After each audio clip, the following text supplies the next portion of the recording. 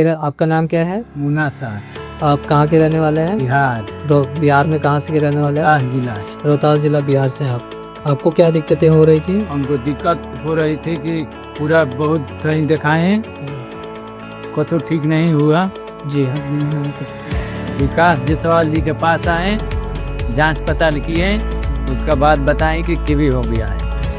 उसका बाद दवा चलाएं, दवा से बहुत आराम है। डॉक्टर साहब को बहुत हम धन्यवाद करता हूं कि हम ठीक हो गया।